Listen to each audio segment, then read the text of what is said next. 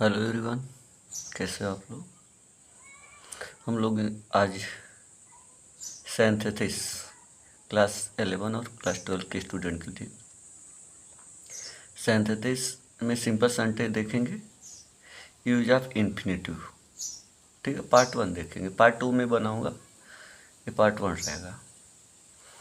अभी इन्फिनेटिव का मतलब वर्ब रहेगा, मेन वर्ब रहेगा, मेन वर्ब से पहले टू लगा रहेगा, मेन वर्ब के फर्स्ट फॉर्म में टू लगा रहेगा, ये भी ध्यान देना। कितने बच्चे सेकंड थर्ड फॉर्म लगा के टू दिखा देते सर इन्फिनेटिव है, तो नहीं जी, मेन वर्ब रहेगा, मेन वर्ब के फर्स्ट फॉर्म में टू रहेगा, यानी मेन वर्ब के फर्स्ट फॉर्म से पहले टू। देखते हैं सिंपल सेंटेंस की पहचान यही है, बहुत कंफ्यूज हो जाते हैं बच्चे सिंपल सेंटेंस पहचाने कैसे। तो सिंपल सेंटेंस में एक सब्जेक्ट एक फाइनाइट वर्ब चाहिए, तो इसका ऑब्जेक्ट हो सकता है फाइनाइट वर्ब का, हो भी सकता है नहीं भी हो सकता है, लेकिन एक सब्जेक्ट एक फाइनाइट वर्ब होना जरूरी है। सिंपल सेंटेंस किसे कहते हैं? दो या दो से अधिक सेंटेंसेस को एक करना, उसको क्या कहते हैं? सिंपल सेंटेंस का। दो तीन सेंटेंस रहेगा, उसको कंबाइन कर देना, एक सेंटेंस बना देना, उसे सिंपल सेंटेंस कहते हैं। और ये कला 12th वालों स्टूडेंट को आना ही चाहिए किसी भी हालत में।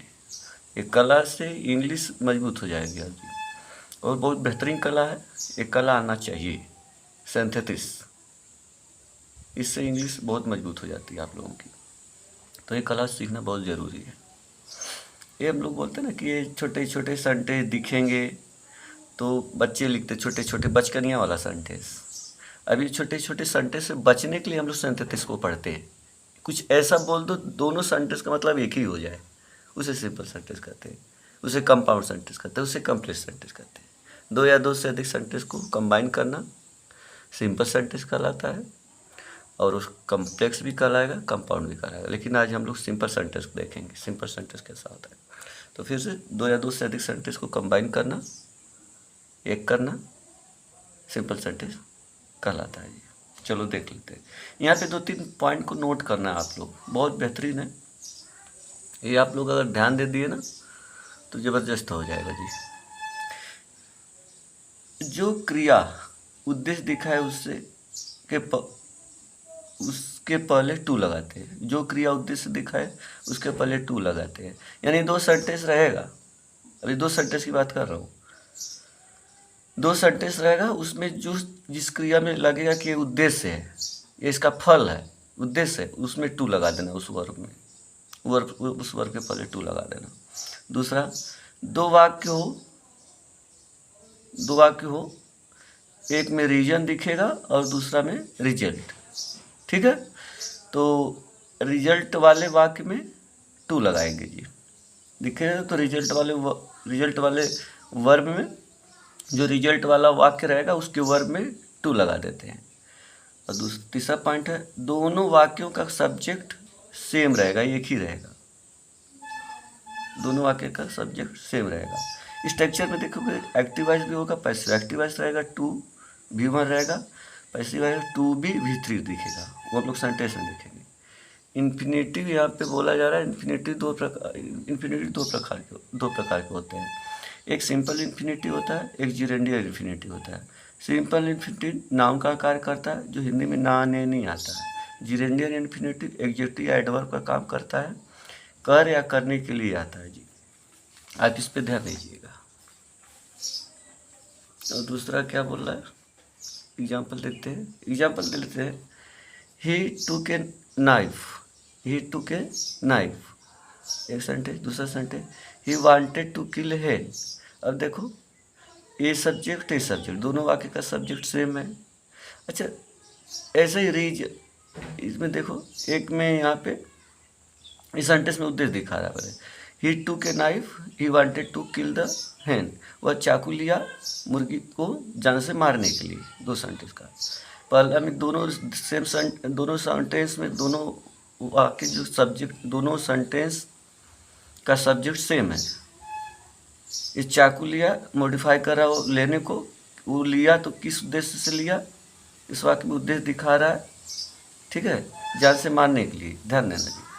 मॉडिफाई कर रहा है, जान से टूक को मॉडिफाई करेगा, ये ध्यान देना। ही टूक ए नाइफ, ध्यान देना है यहाँ पे उद्देश्य तो इसका दिखा रहा है ना, किल, मारने के लिए, तो इसका इन्फिनिटिव बनाना है। इन्फिनिटिव पहले से बना हुआ है। ही टूक ए नाइफ,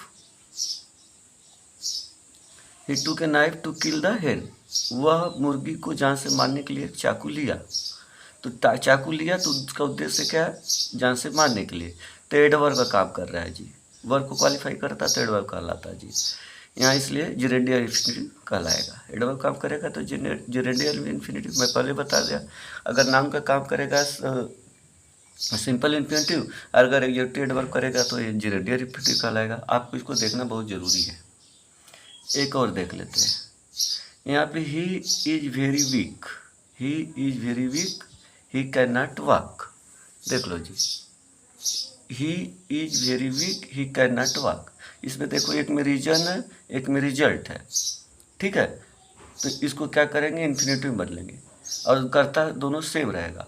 और एक बात और है, हम लोग नॉमिनेटिव एब्सोल्यूट पिछले वीडियो में देखे, नॉमिनेटिव एब्सोल्यूट में भी रीजन रिजल्ट था, लेकिन वहाँ पे एक अंतर था कि दोनों कर्ता सेम नहीं था, अलग अलग था जी। उसमें से कर्ता को हम लोग नॉमिनेटिव एब्सोल्यूट कर देते थे। तो उसमें जिसको नॉमिनेटिव एब्सोल्यूट पे देखना है तो मेरे पिछली वीडियो में जाके देखिए, तो उसमें कर्ता अलग अलग रहेगा, लेकिन वो नॉमिनेटिव एब्सोल्यूट पे कहलाए बनेगा जी। ये दोनों सेम करता है इसलिए इन्फिनिटिव पे बनेगा जी। देख लो, ही इज वेरी वीक, वो बहुत कमजोर रीजन है, उसका रिजल्ट ये है कि वह वाक नहीं कर सकता, टहल नहीं सकता जी। रिजल्ट वाले वाक्य में मेन, रिजल्ट वाले वाक्य के मेन वर्ब से पहले टू लगाते हैं। देख लो अच्छा से मैं लिखा हूँ यहाँ पे रीजन वाले वाक्य में, यहाँ पे एक और पॉइंट मैं यहाँ पे लिख दूँ बच्चों आप लोगों के लिए। रीजन वाले वाक्य में वेरी, सो, क्वाइट आए ना, इन शब्दों के स्थान पर टू लगाते हैं जी। ये टू क्या होता है, हद से अधिक, अनप्लेजेंटली, ऐसे मतलब इसमें नाट छिपा, टू ऐसा वर्ड है ना, इसके अंदर नाट छिपा हुआ, हद से ज़्यादा। तो आप देख लीजिए वो क्या ना, ही इज वेरी वीक, वो हद से ज़्यादा, यहाँ पे वो बहुत ज़्यादा है, कमज़ोर इसलिए चल नहीं सकता। इसके सेंटेंस देख लेते हैं। तो यानी ये सब दिखेगा रीजन वाले में, वेरी, सो, क्वाइट, तो इनके स्थान पे टू लगाते थे। एक प्लस पॉइंट है आप लोगों का।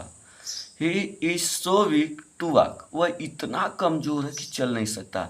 ये बहुत नेगेटिव वर्ड, बहुत से ज़्यादा, मतलब चल ही नहीं सकता, इस चलने का काम कर ही नहीं सकता, इसलिए यहाँ पे साफ साफ बोल दिया गया है। तो he is too weak to walk, यानी वीक जो एग्जेक्टिव है उसको मॉडिफाई कर रहा है, तो ये क्या हो गया, नहीं चल सकता, तो एडवर्ब काम करता है, यानी जेरेंडियल इन्फिनिटिव है जी। एक और देख लेते हैं एग्जाम्पल समझाते हैं, और देख लो। My uncle is quite weak, he can not go for a morning walk.